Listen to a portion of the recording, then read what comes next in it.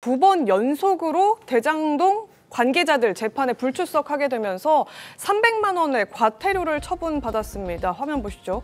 증인으로 불출석을 해서 추가로 의견서를 내지 않았다. 통상 절차에 따라서 과태료 300만 원을 부과하겠다. 이런 법원의 판결이 있었습니다.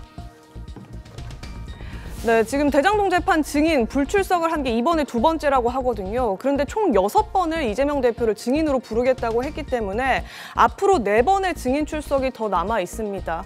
지금 이 4번의 증인 출석 역시 이재명 대표 쪽에서는 나는 이 건과 관련해서 알고 있는 것이 없기 때문에 할 말이 없다. 이 4번도 일정도 바쁘고 해서 참석이 아무래도 어려울 것 같다. 이런 얘기를 지금 하고 있는 그런 상황입니다.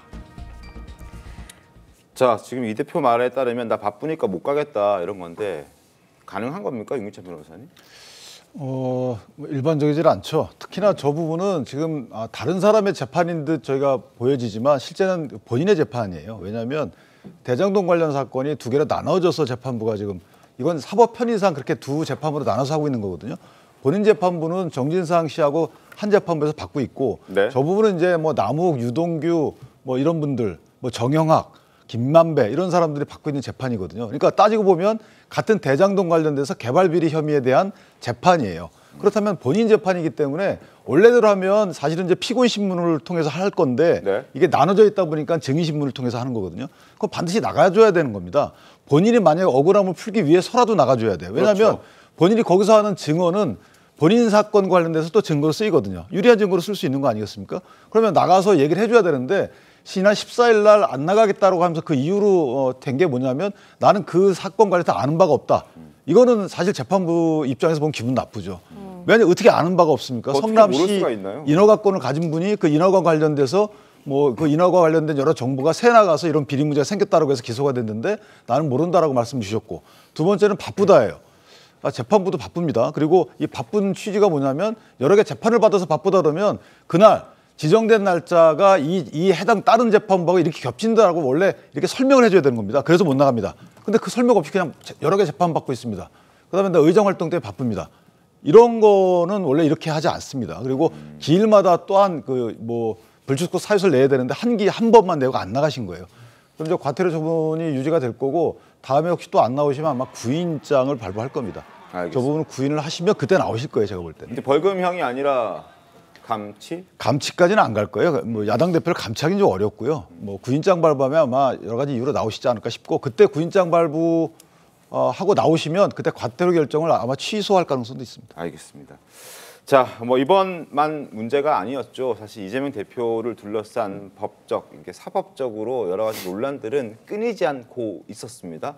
화면 함께 보면서 말씀을 좀 드리겠습니다. 증인 불출석.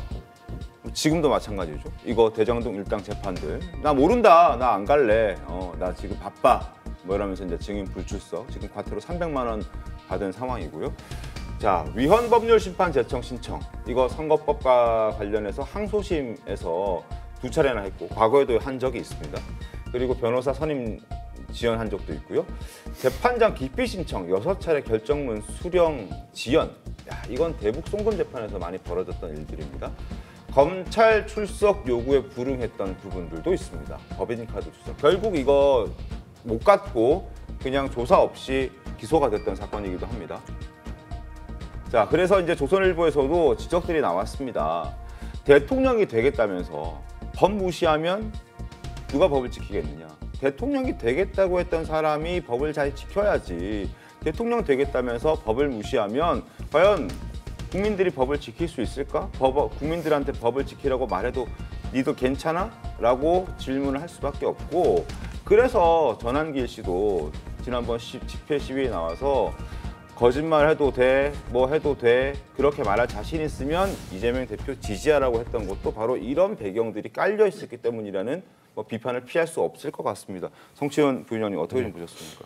저는 일단 그 대장동 아까 6번의 재판 중 그래도 일부는 좀 참석을 해서 적극적으로 방어권 행사를 해야 된다고 생각합니다. 그러니까 계속 불참하는 것이 능사는 아닐 것이다라는 생각을 갖고 있는데, 근데 방금 우리가 봤던 화면에 나왔던 뭐 그 중에 위헌법률 심판 제청이나 이 재판장 기피 신청 같은 경우는 피의자 입장에서는 법적 테두리 안에서 행사할 수 있는 권한이잖아요. 그렇기 때문에 그것까지 법을 위반한 것이다, 뭐 지연시키려는 전략이다, 이렇게까지 하는 건 전 너무 과하다고 생각합니다. 저희가 민주당에서도 윤석열 대통령을 비판할 때 뭔가 그 조사에 응하지 않고 체포영장을 거부하고 이런 것들에 대해서 비판을 했지만 체포적부심, 뭐 구속적부심, 법적 테두리 안에서 뭔가 권한을 행사하는 거에 대해서는 비판을 하지 않았거든요. 그렇기 때문에 이재명 대표 역시 저도 아까 말씀드린 것처럼 6번 다 못 나가더라도 어느 정도의 참석을 하면서 방어권 행사는 적극적으로 하시는 것이 필요하다고 생각을 합니다만 저렇게 다 모아가지고 피의자의 권한을 행사한 것까지 뭔가 법을 위반했다라는 식으로 얘기하는 건 좀 부적절하다고 생각합니다.